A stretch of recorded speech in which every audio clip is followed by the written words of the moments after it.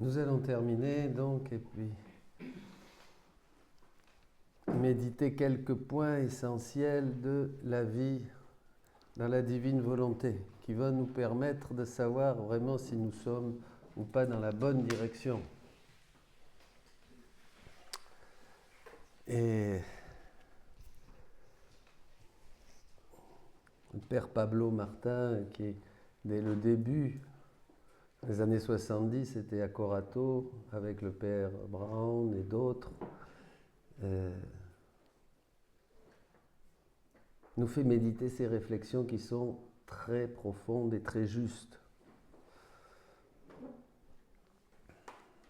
Il ne suffit pas de dire que je suis consacré à la divine volonté ou j'ai lu les livres de Louisa.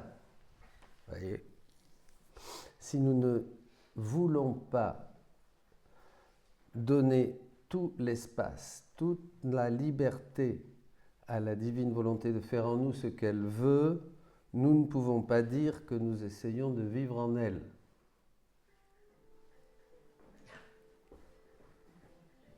C'est un choix.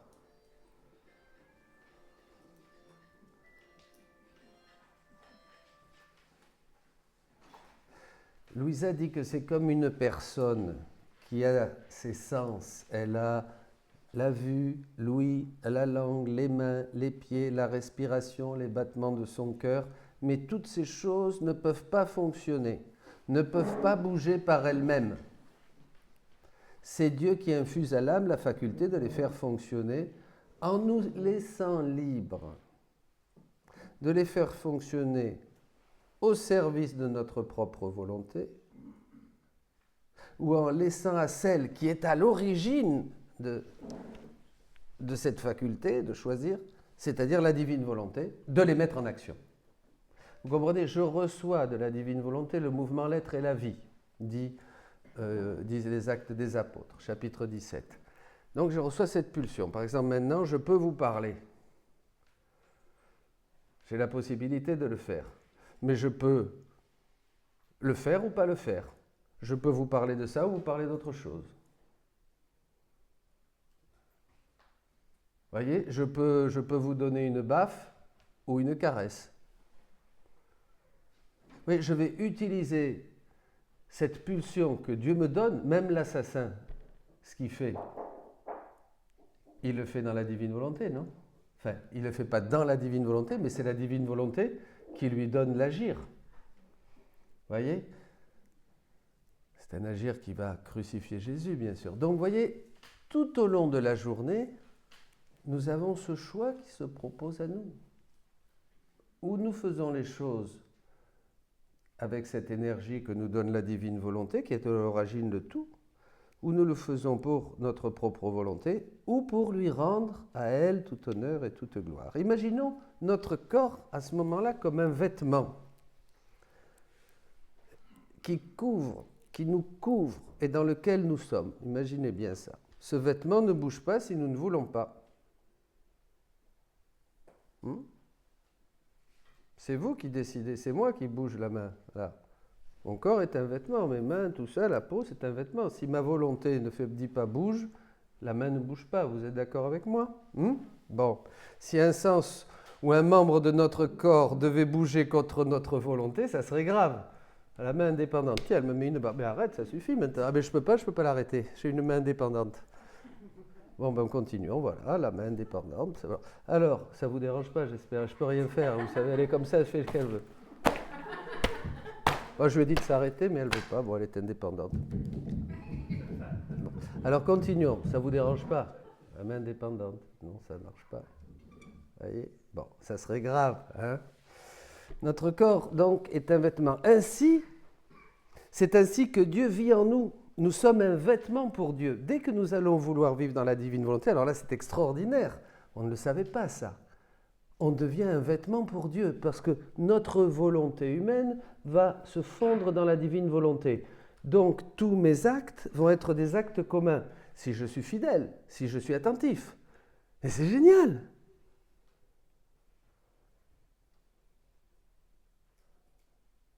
Donc Dieu va agir à travers moi. Il va agir dans mes sens. Je ne vais pas dire c'est Dominique qui fait ça. Comme j'ai eu l'intention et que l'intention change l'acte. L'intention change l'acte, c'est tout. Le disait Élisabeth de la Trinité dans ce beau livre, Maman, tout est dans l'intention. Extraordinaire ce passage d'Élisabeth de la Trinité. Tiens, je vais le lire là, c'est vraiment l'occasion. Voilà. Pour Élisabeth, déjà, regardez si elle était prophète de la divine volonté. Pour Élisabeth, la prière, ce dialogue intime avec l'être qu'on aime, englobe toute la vie et la change de l'intérieur. Élisabeth de la Trinité, Sainte Élisabeth de la Trinité, est une petite carmélite. De la fin de 1900, vas-y, retrouve-moi la date là, pour presque contemporaine de la petite Thérèse. Et normande en plus. Et normande. Elle est morte en 1906. En 1906, c'est bien ce que je pensais, oui. J'entre dans la vie, elle disait, ou quand sa dernière parole, enfin, non, c'est Thérèse peut-être qui dit ça, je me rappelle.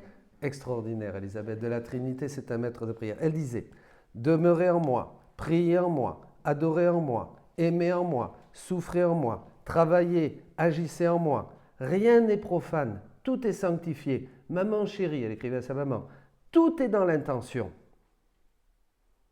Comme nous pouvons sanctifier les moindres choses, transformer les actes les plus ordinaires de la vie en actes divins. Lettre 309.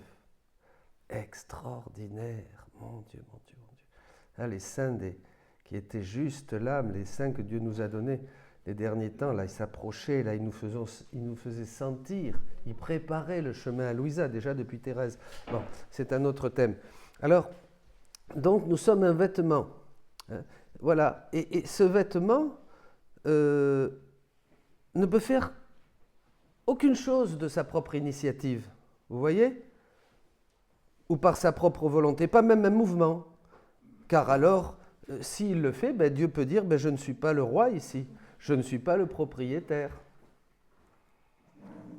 C'est quelque chose de fondamental qui exige un grand abandon, un abandon parfait. Vous voyez, imaginez ça. À partir du moment où vous allez vouloir vivre dans la divine volonté, c'est tout le temps, tout le temps, tout le temps, tout le temps. Oui, oui, oui, oui. Ah, ça va vous économiser des jeûnes, hein, et des ascèses et des flagellations. Mais celle-là, vous êtes sûr qu'elle va plaire au Seigneur.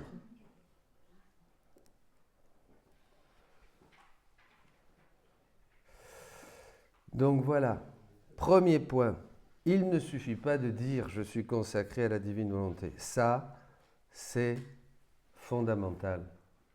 Dieu règne en moi et je lutte pour le laisser régner en tout. Puisqu'il me donne la pulsion comme une batterie, je vais utiliser cette pulsion, ben pas pour faire une bêtise, mais pour faire quelque chose qui glorifie le Seigneur. Amen. Deuxième point. C'est bon? Vous avez tous compris? C'est simple, non? En lui, nous avons le mouvement l'être et la vie. Acte 17. Pas de questions? Bon. Vous aurez ce texte, vous le trouverez bientôt sur le nouveau site. Voilà, qui va sortir. C'est arrivé jusqu'à toi. Vous êtes là. À la bonne heure. Non? C'est arrivé jusqu'à toi. Alors, qu'est-ce qui se passe? La nouvelle du don de la divine volonté est arrivée jusqu'à vous. Dieu veut donc vous donner sa volonté pour qu'elle soit votre vie. C'était trop peu pour lui que tu accomplisses fidèlement tout ce qu'il voulait. Dieu souhaite partager avec toi sa volonté comme vie pour qu'elle soit en toi ce qu'elle est en lui.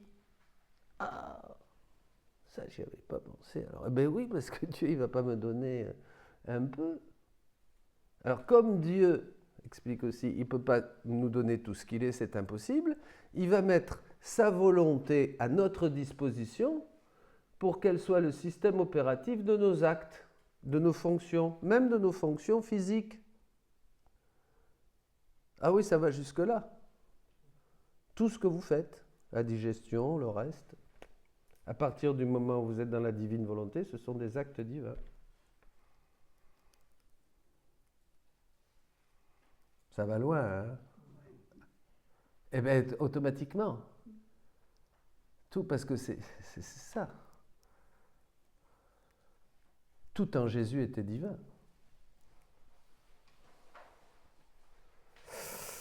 Bon. Parce que Dieu veut que cette divine volonté soit la source d'où découlent toutes mes œuvres. Et à travers cette divine volonté qu'il va me donner, il va nicher tous ses attributs, ses biens infinis. Donc la nouvelle de ce don est le signe que Dieu veut vraiment nous donner sa divine volonté. Alors la première des choses à faire, c'est quoi? C'est pas faire des difficultés, c'est l'accueillir. Accueillir cette nouvelle, c'est une bonne nouvelle. Je vous annonce une grande joie. Voilà. Ça a été la première grande joie, ça a été la venue du Sauveur, sa naissance à Bethléem. Et maintenant, la deuxième grande joie, c'est que le règne de la divine volonté est maintenant au milieu des créatures. Je vous annonce une grande joie. L'accueillir, y croire en toute simplicité, puis donner à Dieu notre réponse, franche, vraie. Ensuite, que devons-nous faire d'autre? Quels sont les premiers pas sur le chemin? Comment progresser? Si nous connaissons une chose, nous ne la faisons nôtre que si, du plus profond de nous-mêmes, nous l'apprécions, apprécier. Nous la désirons, désirer. Nous l'aimons, aimer. Jésus explique ça à Louisa. Apprécier. C'est vrai, j'aime bien, maintenant je suis content. La divine volonté, je l'apprécie, je la chouchoute, je la coucoune, j'essaye de lui faire plaisir, j'ai pas envie de la perdre, je la désire, je veux être encore plus en elle, et plus en elle, et plus en elle, et plus en elle, j'essaye, je lutte, je l'aime, je l'adore. Pour connaître cette merveille davantage, et pour connaître les merveilleuses vérités que le Seigneur a voulu manifester à propos de cette grande nouvelle, qu'est-ce que je dois faire?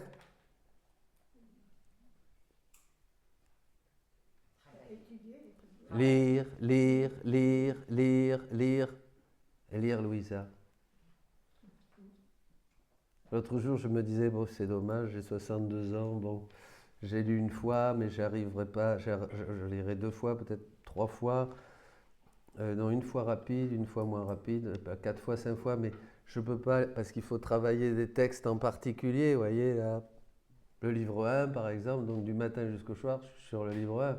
Alors j'aimerais aller me balader dans le 30, dans le 32, dans le 33. N'y allez pas comme ça, parce que c'est progressif. Si vous allez maintenant dans le livre 30 ou 36, vous ne comprendrez rien.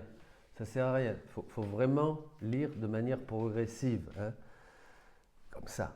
Oh. Non. Mais il faut lire. Il faut lire, il faut lire, il faut prendre du temps, il faut lire. Rappelez-vous que ça fait très très plaisir à Jésus. Voilà.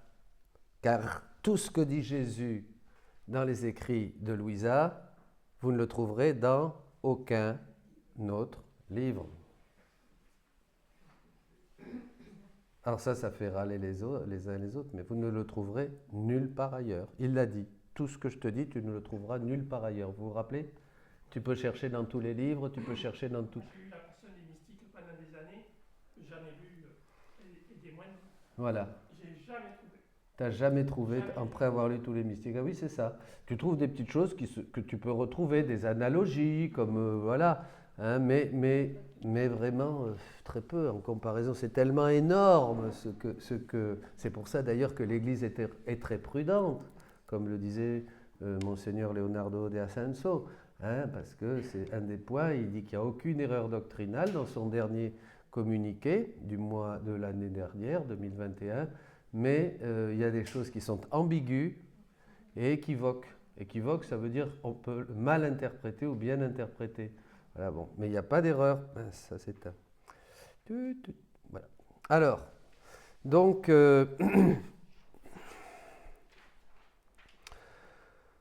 c'est ce qu'il a voulu. Voilà.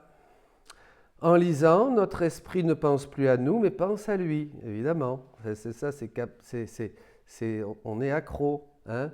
Et en s'occupant de ces choses, nous tombons de plus en plus amoureux de lui, de Jésus. La lumière est un don de Dieu, tout comme les yeux, mais c'est à nous de les ouvrir ou de les fermer. Voyez, c'est là les livres de Louisa.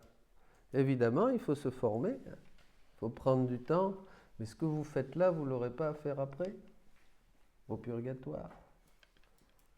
Voyez, donc c'est là on revient à un point fondamental, ne pas perdre de temps dans des choses qui, je ne sais pas trop, on a évoqué ça, vous voyez, je ne sais pas, il vaut mieux aller dans ce que Jésus appelle l'unique nécessaire. Quand on peut, et comme mère de famille, comme consacré, comme prêtre, voyez, il vaut mieux là. Jésus disait toujours, allez, termine vite ton travail pour revenir avec moi en prière au tabernacle, ou avec moi en prière et faire des réparations, vous voyez. Il est de l'accompagner dans son travail, mais il disait, allez, plus tôt tu as terminé, plus tôt je t'aurai avec moi. Donc ça c'est dans le livre 1, c'est des enseignements basiques. C'est intéressant. Quelquefois, je ne sais pas si ça vous arrive, moi ça m'arrive, je suis là, alors là j'ai fini quelque chose, là je n'ai pas commencé autre chose, là je commence à tourner en rond, qu'est-ce que je fais? Bon, attends, je vais faire ça, bon j'ai toujours beaucoup de choses à faire, mais quelquefois, vous savez, on a ces moments, et je vous dis, arrête de faire l'andouille, assieds-toi devant le tabernacle et reste tranquille. Jésus m'appelle. Voilà, c'est tout simplement. Hein? Bon... Si l'esprit reste froid et indifférent face à cette première nouvelle sur la divine volonté, ou pire encore réagit avec une attitude de fermeture ou en s'y opposant, c'est un signe qu'il y a un obstacle sérieux à l'intérieur, dans la conscience. Connaître ou pas ces vérités dépend toujours de ce que nous voulons vraiment. Voilà le secret. Est-ce que nous voulons vraiment? Peu importe ce qui se passe autour de nous, que les autres nous aident ou nous créent des problèmes, des difficultés, peu importe, cela n'a pas d'importance. Ce qui compte, c'est ce que nous voulons vraiment. C'est notre réponse personnelle à Dieu. Voyez? Ça, c'est important. Je veux, Seigneur, que ta volonté règne en moi. Et je veux tout mettre en œuvre pour faire mourir mon ego, pour faire mourir ma volonté propre, pour te faire triompher. Je veux prendre le chemin de Jésus et j'accepte tout ce que ta providence mettra sur ma route. Tout est bon. Jésus dit que pendant la Passion, il ne voyait pas les bourreaux. Il voyait la volonté du Père, il voyait le Père. Il n'avait aucun ressentiment contre les bourreaux. Voyez? D'ailleurs, Jésus le dit, il faut prendre toute personne qui me donne du bien, qui me donne du mal, peu importe, toute personne qui me fait quelque chose, c'est Jésus qui me l'envoie. Pas de discussion. Jésus dit, je veux qu'il n'y ait plus que toi et moi au monde. Alors, comment? Je veux que tu regardes plus personne. Mais comment? Que tu regardes toutes les personnes qui t'entourent comme si c'était moi. D'ailleurs, c'est moi.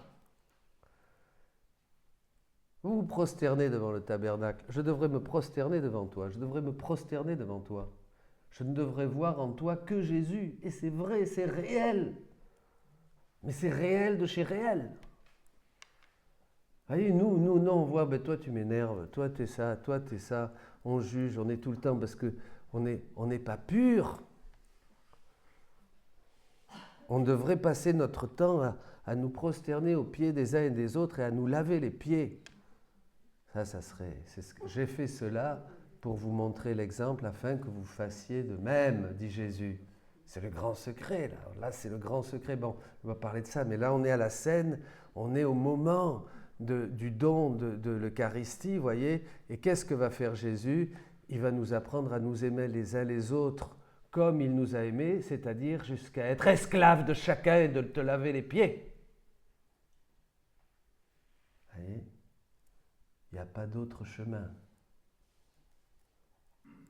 Si on n'a pas ça, et ça il faut l'avoir dans la volonté. Je n'ai pas dit qu'on va y arriver, mais dans la volonté, tout ce que vous engrangez dans la volonté, c'est bon, c'est en sécurité. La volonté, dit Jésus, est une boîte.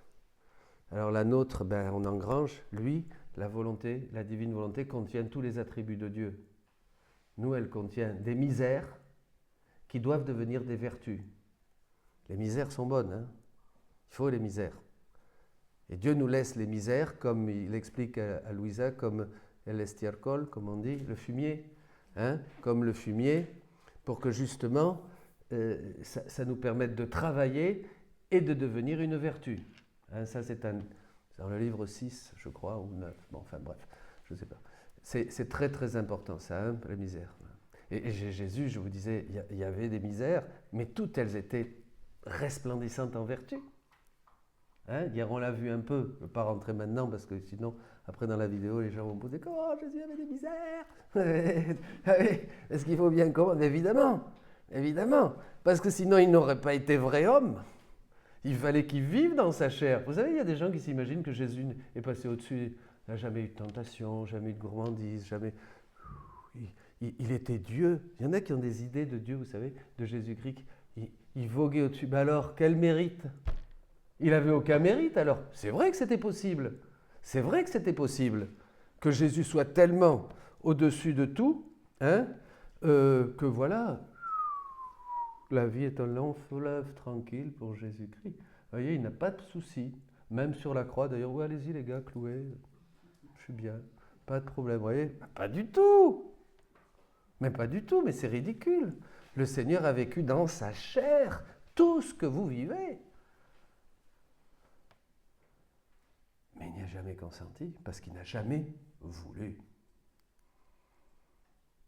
Parce que sa volonté humaine était complètement soudée, unie. C'était parfait chez lui. Vous voyez ? Formidable, ça, c'est beau. Hein. Et c'est pour ça qu'il avait... Et ses mérites, donc, étaient infinis. Bon, voilà. Troisième point. Colossiens 3.3, vous êtes morts. Vous êtes morts. Vous êtes d'accord ? Être aux Colossiens, l'apôtre Paul dit, vous êtes morts et votre vie est cachée avec le Christ en Dieu. Il faut penser qu'ici on est mort. Pour savoir où on en est réellement, de notre réponse personnelle à Dieu, il faut faire un petit examen de conscience. Et ça, c'est très important. Seigneur, soyez honnête, qu'est-ce que tu pourrais me demander que je ne veuille pas te donner ? Hein ? Seigneur, qu'est-ce que... Alors, creusez-vous la tête. Il y en a qui ont besoin de se la creuser. Il y en a d'autres, pas du tout. Hein. Ça vient tout de suite. Hein? Allez, voyez la lucidité à laquelle on arrive dans la divinité. Qu'est-ce que, Seigneur, tu pourrais me demander que je ne veuille pas te donner ? Et alors, lorsque nous y réfléchissons, nous découvrons où se trouve notre véritable trésor. Nous voyons que si notre volonté est libre ou liée par quelque chose, c'est là. C'est là justement où je vais pouvoir donner à Dieu quelque chose qui a du prix. Rappelez-vous le sacrifice d'Abraham. Lorsque nous disons sérieusement, sincèrement, Seigneur, tu peux tout me demander, mes affaires, ma santé, mes proches, ma vie, ce que j'aime, ce que je n'aime pas, tu peux me demander tout ce que tu veux, car je t'ai déjà tout donné. Peu importe donc que plus tard tu me laisses ou tu me prennes, ou que tu me reprennes une chose et tu m'en laisses une autre, je t'ai tout donné. Rien n'a d'importance pour moi, Seigneur. Waouh, quelle liberté. Faites ça maintenant. Et Seigneur, je te donne tout. Ce que j'aime, ce que je n'aime pas, mes biens, tout est à toi. Je suis heureux, je veux te faire ce don tous les jours de ma vie, je veux te faire ce don chaque matin, je veux te refaire ce don de tout, à chaque respiration, à chaque battement de mon cœur, jusqu'au dernier battement de mon cœur avant que mes yeux et mon cœur s'ouvrent et contemplent ton visage adorable. Voyez, vous êtes morts, nous sommes morts, et notre vie, chercher les choses du ciel, c'est Colossiens 3. Peu importe donc. Alors le Seigneur trouve notre porte ouverte pour entrer. Et comme il est tout bon, et comme il voit que tout est bon, tout est en place, le problème, voilà. Le problème n'est pas les mots que nous employons pour dire ça au Seigneur, mais il faut le comprendre et le vouloir. Il y en a beaucoup qui font de jolies prières, et c'est très bien les jolies prières, puis il y en a qui les trouvent dans les livres aussi, dans les images. Bon, mais c'est bien de faire des prières, mais en fait, quand vous êtes maintenant dans la divine volonté, l'important c'est de comprendre et vouloir. Comprendre et vouloir. C'est cela qui est important. Nous pouvons donner notre réponse au Seigneur avec d'autres mots. Vous n'avez pas besoin de prière, vous n'avez pas besoin d'imiter telle ou telle prière, mais le désir de fond doit être toujours le même. Seigneur, que ce ne soit pas ma volonté, mais la tienne qui soit faite, que ta volonté remplace complètement la mienne, qu'elle prenne la place de la mienne, de sorte que ce sera comme si je n'avais pas de volonté. Je dois me comporter comme si j'étais mort, afin que tu puisses vivre en moi.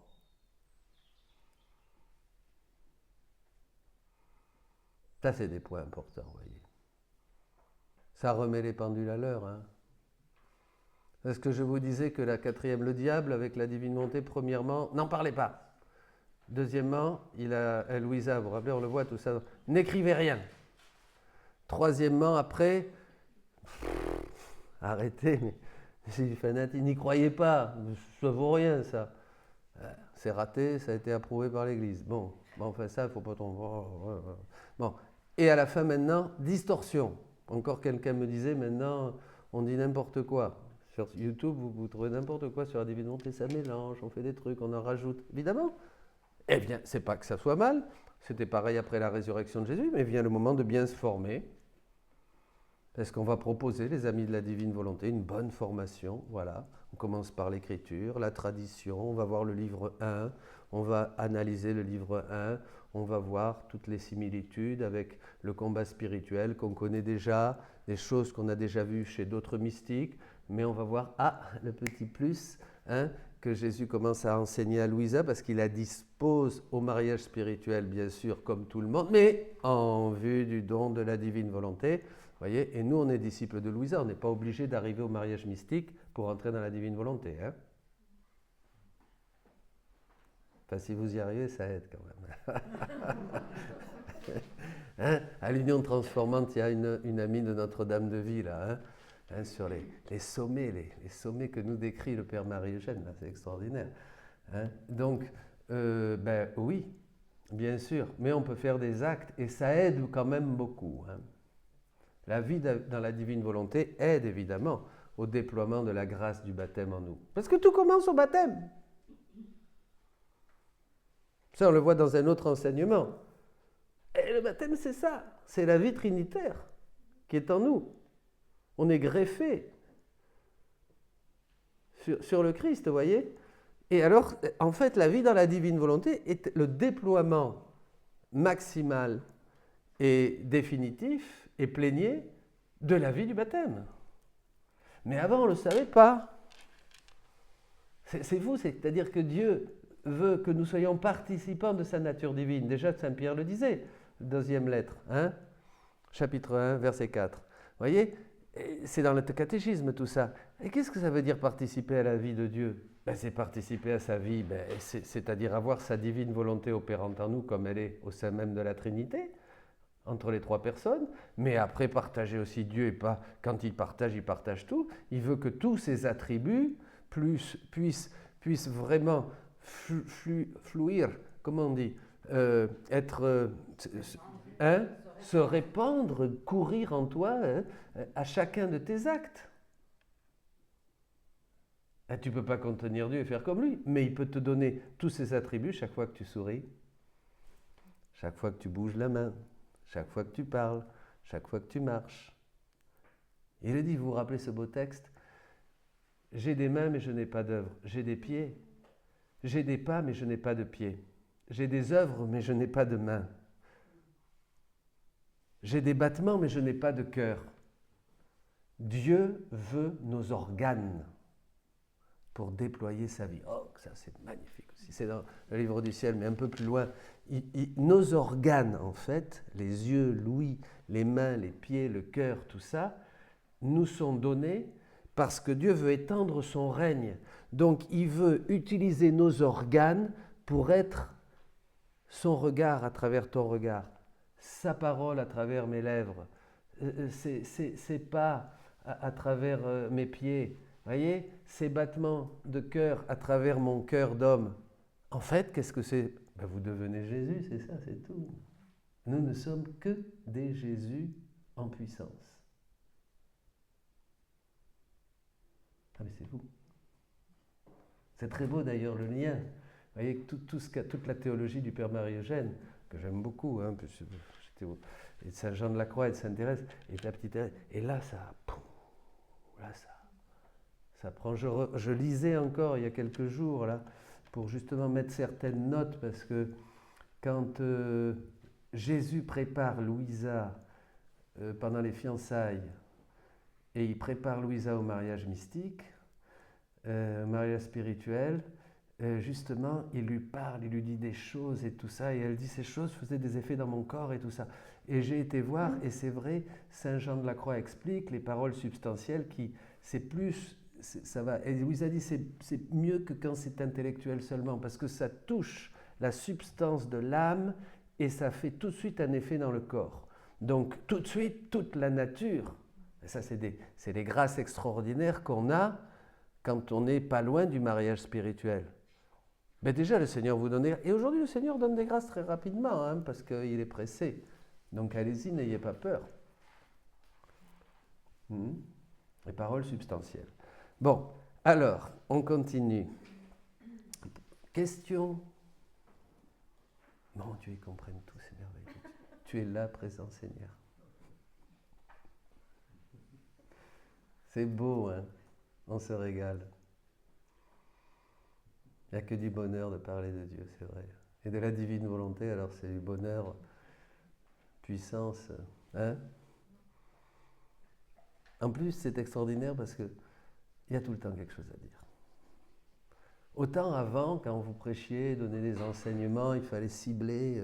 J'ai parlé de ça, là, ça chez Thérèse, ça chez là, ou la prière, et il fallait un peu... Mais vous allez voir que plus vous allez entrer dans la divine volonté, plus vous allez être rempli, et plus vous avez de bonheur à en parler, plus vous ne parlez que d'elle, et plus vous ne cherchez qu'elle, et plus, voilà, c'est tout, et le reste, tout est secondaire. Ne vous privez pas de ça.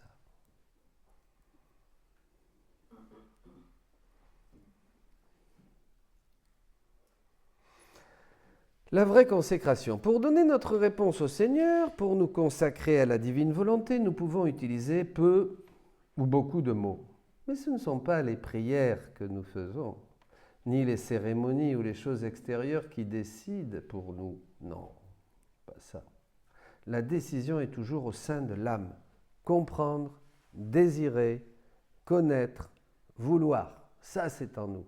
Comprendre, désirer, savoir, vouloir. Ça, c'est en nous. Ça, c'est dans la volonté. Ça, c'est ce que je veux. Vous voyez, il y a toujours cette déviance dans l'Église. Je vais faire des prières. Celle-là, elle marche bien. Tiens, voyons, là, j'en avais... Vous voyez, des prières qui marchent mieux. Et puis même, on vous met prière très puissante. Vous n'avez jamais vu ça? Ah, c'est excellent. Là, vous allez dire des prières très puissantes. Alors là, elle est plus puissante que la tienne. Là, vous ne connaissez pas ça? Ah, mais je n'exagère pas, hein? Moi, je n'exagère pas. Et même, je suis tombé une fois dans le panneau ou deux, hein? Et à un moment, je dis, tiens, elle est plus puissante, je n'arrive pas. Un truc que tu n'arrives pas, tiens. Alors, j'allais chercher la prière plus puissante. Hein? Oui. Et je la récitais. Ou alors, quelquefois, je me souviens, je me dis, attends, bon, ça n'a pas marché avec Sainte Philomène, je vais essayer Sainte Rita. Ça va peut-être marcher. Et tu essayes Sainte Rita, Tu vois. Et puis après, tu as une copine qui vient te voir, un copain qui dit, mais t'es fou. Tu veux vraiment une prière qui marche? À l'Immaculée Conception. C'est la Vierge. Ah bon? Allez, troisième. Et tu comment et tu pars. Hein. Et il doit se marrer, le bon Dieu, quand même. Hein. Il doit se marrer là-haut. Et justement, Louisa, Jésus explique ça dans un chapitre du livre 11, et le commentaire est très développé. Et il explique à Louisa qu'on a tout le temps besoin, il dit qu'il veut qu'on aille directement à lui. On a tout le temps besoin d'intermédiaires et de médiation. Il dit par exemple, il y en a, ils ne prient bien que quand il y a une belle liturgie. Vous voyez, une belle liturgie avec des chants grégoriens. Alors là, ça y est. Oh, que c'était beau. Oui, vraiment, j'ai senti dans mon cœur. Oh. Oui. Alors, il y en a d'autres, ils ne prient bien que quand il y a une grande chaleur charismatique. Vous voyez, quand, oui, alléluia, on lève les bras, il y a la petite sœur qui joue de la guitare merveilleuse, ça chante. Alors là, oh là là, quelle onction à couper au couteau. C'était impressionnant là. Oh là là, Dieu était présent. Hein. Alors, ils ont tout le temps. Alors, Jésus dit ça, c'est dans le livre 11. Hein. C'est dans le livre 11. Oui. D'autres, c'est la messe très recueillie, en silence, bien traditionnelle, tout ça. Alors, ils sont là. Avec un peu, quand même, de chant grégorien. Vous voyez, alors là, ils ressortent, ils sont vraiment dire. C'est une messe qui m'a complètement rempli. Vous voyez? Ah ouais. Non mais c'est vrai, mais surtout on a besoin de choses. Jésus, oui, mais c'est vrai parce qu'on a besoin de médiation. Mais Jésus, il dit qu'il en a marre. Il dit mais c'est dingue ça. Mais c'est vrai, la divine volonté. Et quand tu réalises que c'est, je crois, même un moment des reliques. Ah, vous imaginez là si je vous sors une relique de Padre Pio? Ah là vous êtes tout à genoux là, à essayer à vous me sauter dessus, à me laisser sur le carreau pour l'embrasser. Pas vrai? Si je vous disais ça. Et le Seigneur, c'est dans le livre du ciel, et il dit embrassez les arbres. Là vous avez la divine volonté plein pot là, hein, qui est vie dans l'arbre. Attention, un jour même Jésus a dit à Louisa, elle se plaignait parce qu'elle ne pouvait pas aller au Saint-Sacrement, qui était à l'église. Mais il dit là, il faut que tu te déplaces. Tandis que le soleil, qui m'adore dans le soleil? Là, tu n'as pas besoin de te déplacer, je suis là. Ça fait réfléchir ça. Et c'est la même divine volonté qui transforme le pain et le vin en corps et sang de Jésus, qui nous donne la lumière du soleil. C'est exactement elle qui fait ça. C'est pour ça que Jésus dit qu'on veut communier. Et il dit qu'on peut communier. Chaque fois qu'on fait un acte dans la divine volonté, c'est comme si on recevait l'Eucharistie, il dit. Et il dit, c'est Jésus qui dit ça, qu'il faudrait vivre la bouche ouverte. C'est pas moi, hein? Eh bien oui, parce que chaque fois, maintenant je vous parle, je vis dans la divine volonté, je frappe dans les mains, je fais un acte divin, j'applaudis pour que toutes les âmes applaudissent et glorifient le Seigneur, et après je vais marcher, puis maintenant je vais recommencer. Si je prends conscience, si je vivais en mode continu, je serais constamment eucharistisé. Je ne sais pas comment on peut dire. Eucharistier. Tu vois, comme le mot n'existe pas encore, vous pouvez chercher. Hein. Je serais, et c'est ça, en fait, bon, je ne vais pas aller là-dedans maintenant, hein, mais Jésus, dans l'hostie, dans le tabernacle, dans l'ostensoir, est là pour nous dire ce qu'il veut faire et ce qu'il veut que nous devenions. C'est pour ça qu'il dit qu'il s'ennuie dans les tabernacles et puis qu'il s'ennuie dans le pain et le vin, parce que le pain et le vin ne lui donnent aucun retour d'amour. Mais par contre, une âme qui vit dans la divine volonté, alors là, il se trouve lui-même et il reste. Bon, enfin bref.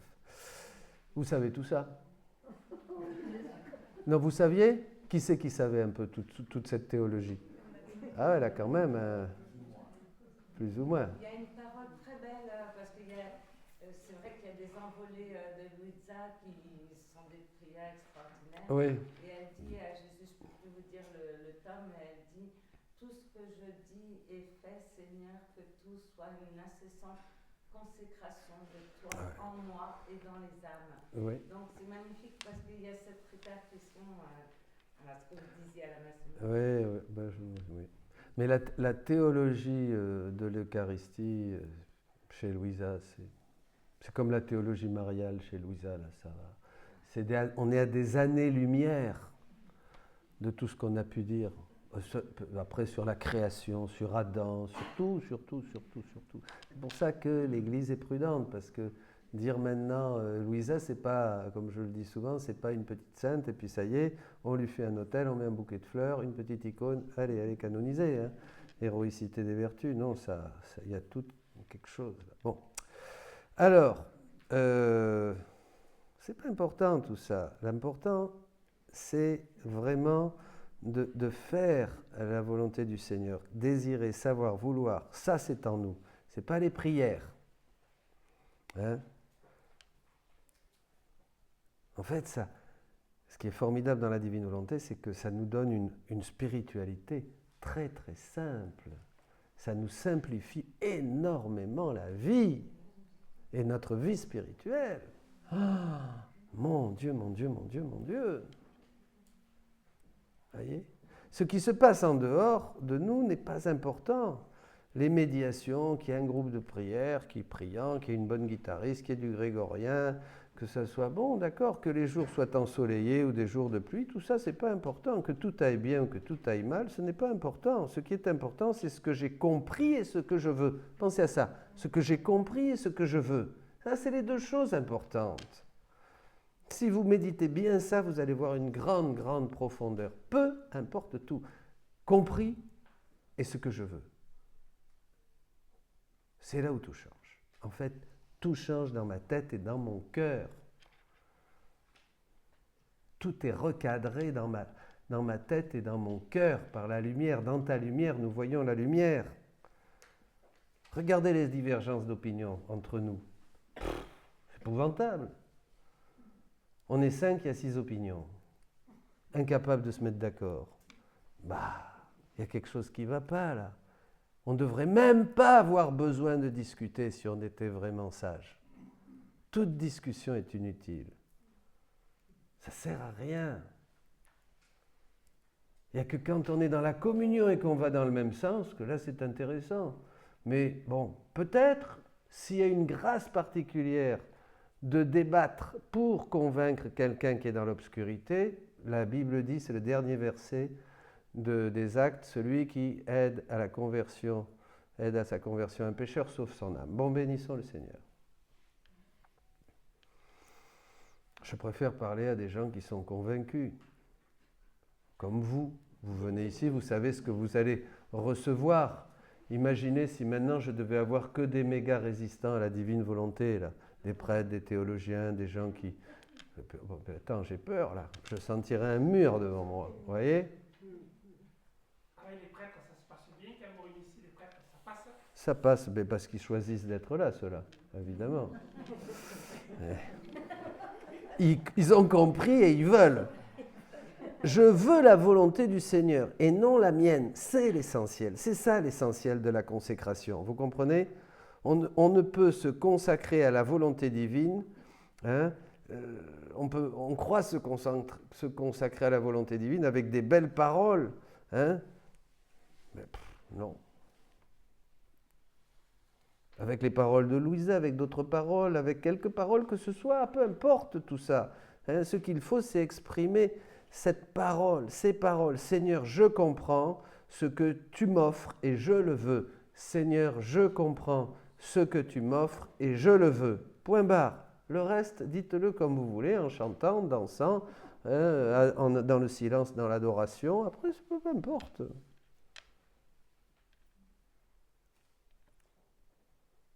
Ça, c'est déjà une consécration parfaite. Mais combien de fois devons-nous faire la consécration ? Une fois par an ? Certes, ça ne fait pas de mal, mais ça ne change pas grand-chose. Une fois par jour ? Très bien. Une fois toutes les 3 heures, encore mieux. Une fois toutes les 5 minutes, encore mieux. Encore mieux. Une fois dans chaque respiration, dans chaque battement de cœur. Bien sûr que c'est possible, car en fait, il n'y a pas besoin de mots, car tout est une question d'intention et d'attention. Vous voyez, c'est mieux ça. Ah, pas besoin de prière. Alors là, évidemment, la vie de prière, ça se simplifie. Hein. Vous êtes en prière. Intention, attention, intention, attention. Alors, avant, on disait, bah, tiens, pour me consacrer bien à la divine volonté, je vais aller faire un chapelet, par exemple. Bon, ben d'accord. Mais je peux me consacrer si j'ai l'intention. Et je suis déjà consacré. Donc je peux lire la divine volonté, par exemple, le livre de Louisa, faire autre chose. Ah, et ça simplifie la vie spirituelle. Tout est dans j'ai compris, je le veux. Merci Seigneur. J'ai l'intention. 5e point. Le champ des écrits. Le grand trésor. Le grand trésor, le grand trésor. Mon Dieu, comment j'aurais aimé, quand je me suis converti en 82, avoir entre les mains les écrits de Louisa. Je connais des amis, je connais une femme mexicaine. Elle s'est convertie il y a 25 ans à Jésus, mais tout de suite, elle a eu Louisa. Alors on lui demandait, mais tu connais, elle n'a jamais été déformée.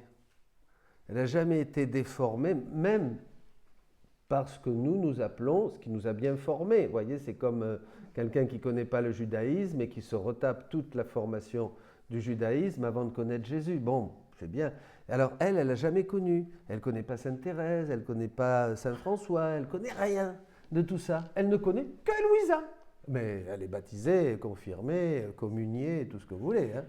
Ah oui, attention, elle a tout ce qu'il faut. Hein. Je suis une sainte en plus. Hein. Ah vraiment, alors là, extraordinaire. Il y en a beaucoup comme ça. Des gens, ils ont tout pris, mais ils ont tout pris dans le 3e fiat. Donc ils ne savent pas. Tu leur parles de neuvaine. Neuvaine, c'est quoi Ben non, le neuvaine... alors, ils ne savent pas. Tu leur parles de tout un tas de dévotions qu'on a, ou tout un tas de pratiques. Ils ne savent pas parce qu'ils sont rentrés tout de suite dans le fiat voluntas tua. Et ils ne pratiquent, ils ne vivent que ça, ils ne respirent que de ça, ils ne mangent que de ça, ils ne lisent que ça. Mais attends, toi à côté, t'es petit. Hein. Extraordinaire. Ils vivent l'Eucharistie, tu n'as pas besoin de leur dire, l'Eucharistie, il faut d'abord te préparer. Ils vivent pour eux, l'Eucharistie, c'est pour Jésus. Je ne communie pas pour moi. Dans la rédemption, on communie pour soi, non ?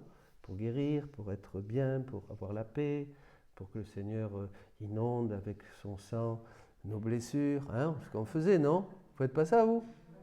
Quand même, pour avoir la paix, pour... Toi, tu la prends pour un malade. Alors ça, c'est autre chose. On ne va pas rentrer sur ce thème-là parce que... Bon, enfin...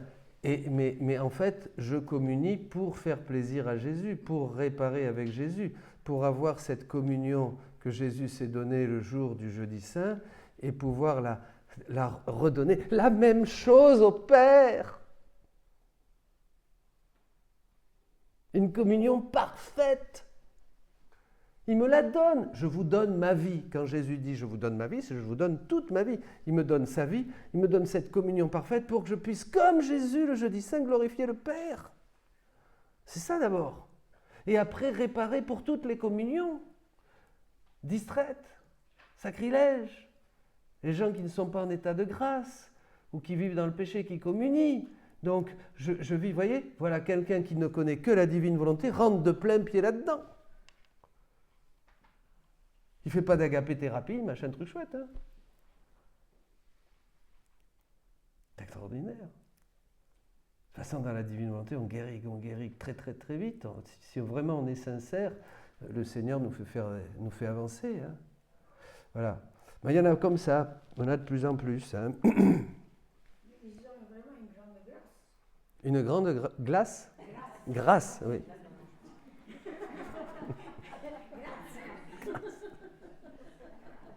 Oui, c'est vrai, c'est formidable. C'est formidable. Alors, le chant des écrits. Quelques paraboles très belles et très simples dans l'Évangile nous enseignent le véritable esprit de consacration. Jésus dit que le royaume des cieux, c'est-à-dire de la divine volonté, hein, quand vous voyez dans l'Évangile royaume des cieux, royaume de Dieu, c'est la divine volonté, c'est le royaume de la divine volonté. Jésus n'est pas venu prêcher autre chose. Jésus n'a pas prêché la rédemption. Il a dit « Je suis ». Quand je serai élevé de terre, j'attirerai tous les hommes à moi. Il est venu prêcher le royaume. Hein? Convertissez-vous, le royaume de Dieu est proche. Il était là, il allait accomplir cette rédemption, qui était donc le plan B, pour que l'homme puisse revenir à ce qu'il avait perdu, ce royaume perdu, c'est-à-dire le royaume de la divine volonté. Vous voyez, tout ça, au niveau théologique, c'est extraordinaire, c'est limpide. Vous êtes d'accord avec moi? C'est limpide, c'est d'une beauté. Avant, moi, je ne comprenais pas tout ça non plus. Bon, alors, il dit que le royaume des cieux, c'est-à-dire de la divine volonté, est semblable à un trésor caché dans un champ qu'un homme vient à trouver. Hein, le royaume des cieux, Matthieu 13, 44, est comparable à un trésor caché dans un champ.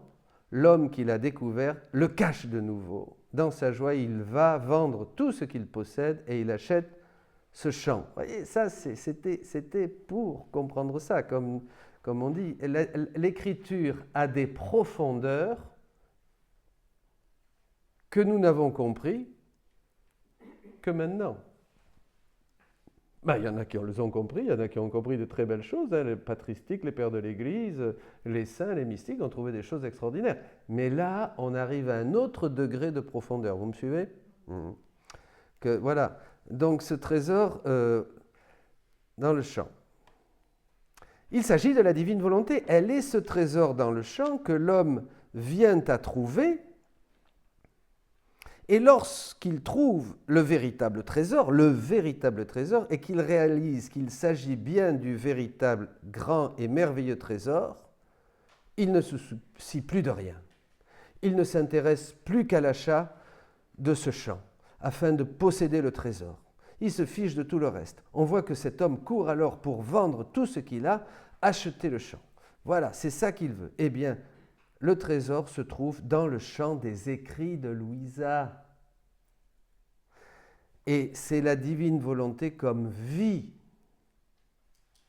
Lorsque cela est compris, plus rien n'a d'importance pour nous. Nous ne sommes plus occupés par autre chose. Nous n'avons plus de désir ou de temps pour d'autres choses, car toute notre attention, notre désir est de pouvoir avoir ce trésor. On veut ce trésor, on aspire à ce trésor, on ne veut que ce trésor. Tout le reste est relatif. Toutes les autres choses sont des moyens. Mais avoir la divine volonté comme vie, c'est la fin de tout. Voilà. Et avec quoi vais-je acheter ce trésor? Avec quoi? Eh bien, la seule chose que je peux dire, et la seule chose qui m'appartient, c'est ma volonté. Je ne peux payer qu'avec ma volonté. Alors ça, c'est très important. Il achète. On ne peut acheter, nous, qu'avec notre volonté pour recevoir la sienne. C'est un échange de cœur. Voilà, donc il faut que ma volonté soit complètement morte, comme si elle n'existait pas, comme si elle était morte. C'est ça l'échange de dons. Le Seigneur a également dit, si quelqu'un veut venir après moi, qu'il renonce à lui-même, qu'il se charge de sa croix chaque jour et qu'il me suive.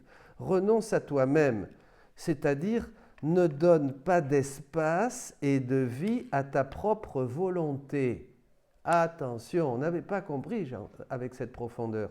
Renonce à toi-même, c'est ça, ne donne pas d'espace ni de vie à ta propre volonté, mais embrasse chaque jour la volonté de Dieu qui va crucifier la tienne et ne regarde que lui seul pour le suivre, c'est-à-dire pour faire avec lui ce qu'il fait. Pour faire avec lui ce qu'il fait.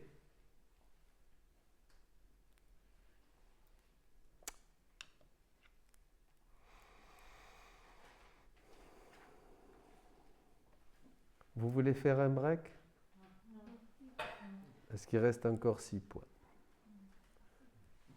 On peut faire, je fais encore un 6e, on fait un petit break. Et puis après on termine, si vous voulez les 12 points, comme vous voulez. 6. Se disposer par la pratique des vertus. Bien que dans les 10 premiers volumes des écrits de Louisa, le Seigneur parle déjà de sa volonté et dit des choses très importantes en indiquant ce qu'est la finalité. Alors vous savez cette finalité de Jésus avec vous? Parce que tout ce qui est dit pour Louisa, c'est pour vous. Hein. Quand Jésus parle à Louisa, il parle à vous. Quelle est la finalité? Qu'on devienne des Jésus. Hein? Qu'on devienne des Jésus. Ça, c'est pas mal. C'est bien. Jésus dit à Louisa, je vous lis le texte, « Mon intention est de t'absorber dans ma volonté et de faire de toi une seule et même personne, avec moi, avec la mienne.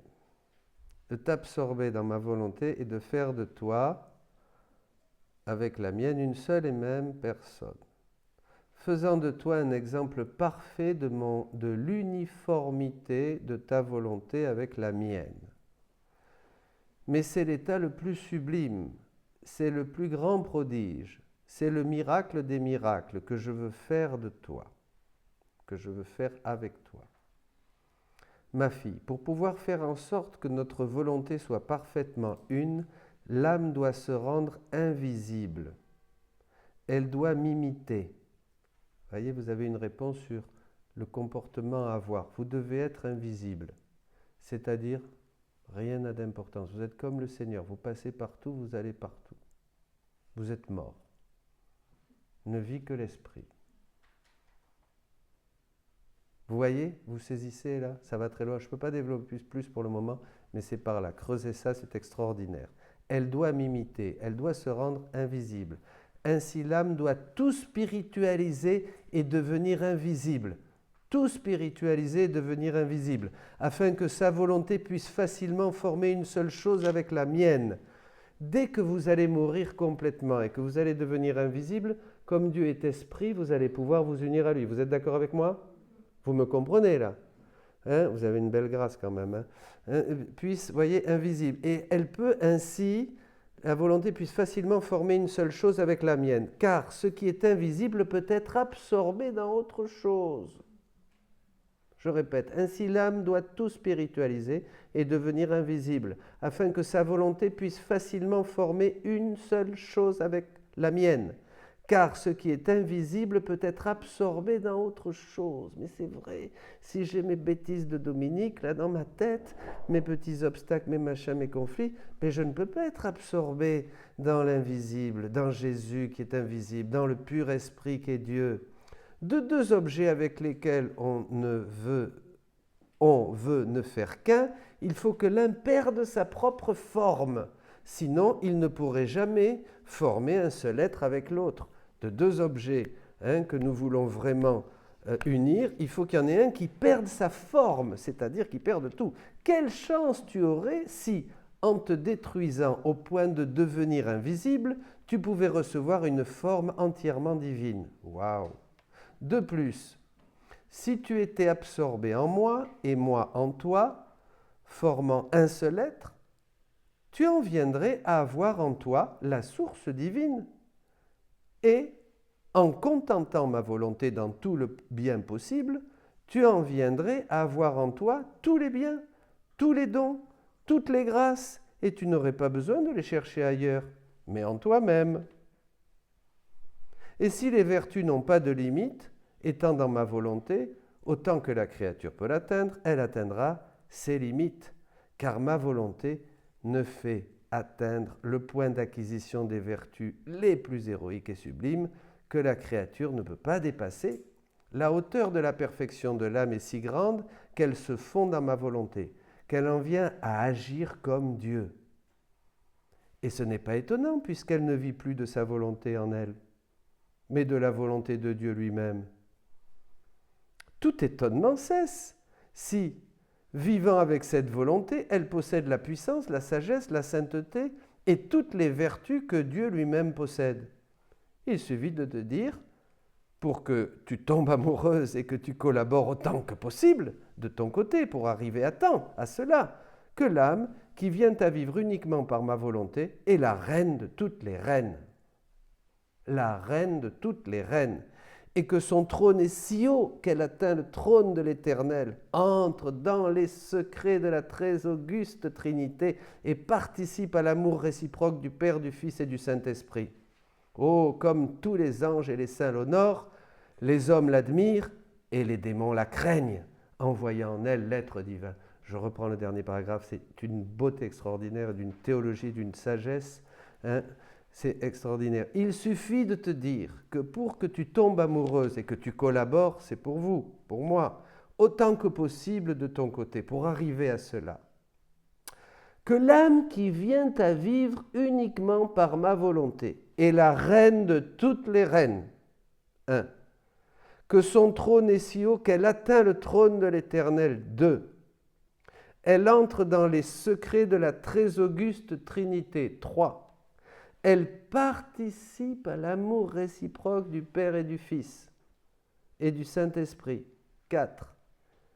Les anges l'honorent, les saints l'honorent, déjà sur cette terre. Hein. Les hommes l'admirent et les démons la craignent. Vous avez vaincu le démon. Voyez en elle l'être divin. Volume 3, 21 mai 1900. Reprenez volume 3, 21 mai 1900. Reprenez ce texte.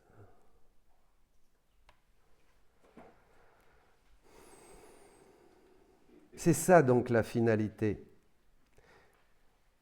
Il nous montre qu'elles servent à modeler la volonté humaine en lui donnant la forme nécessaire. Vous voyez, les vertus, les efforts que l'on fait, ça nous dispose. Dans ces volumes, les premiers volumes, donc, nous trouvons continuellement Louisa comme une victime.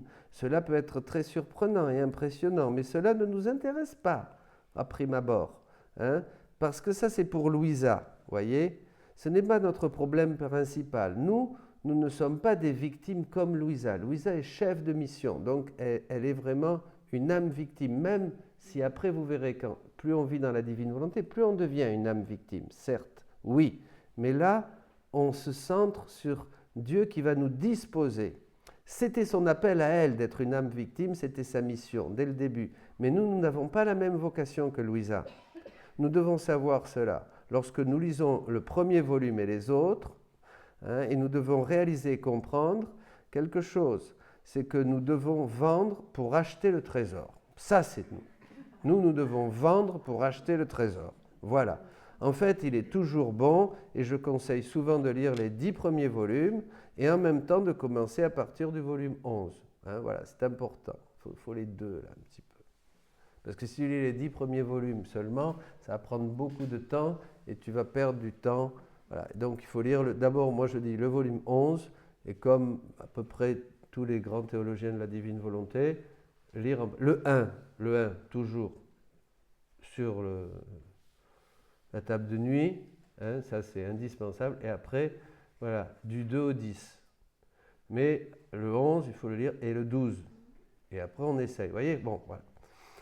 Parce que le 11, ben dans l'introduction, là vous verrez, le 11 nous motive, nous enthousiasme. Ce dernier et les suivants nous font connaître le trésor, le 11, et les autres, afin d'en tomber amoureux et de le désirer.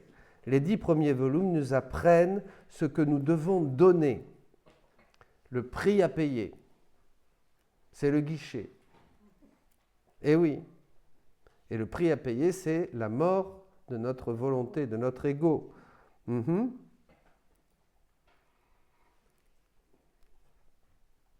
C'est le travail des vertus chrétiennes, comme le Seigneur l'explique à Louisa. Les 10 premiers volumes nous font comprendre comment nous devons nous libérer de notre volonté propre, qui agit de tant de manières, et comment la vaincre.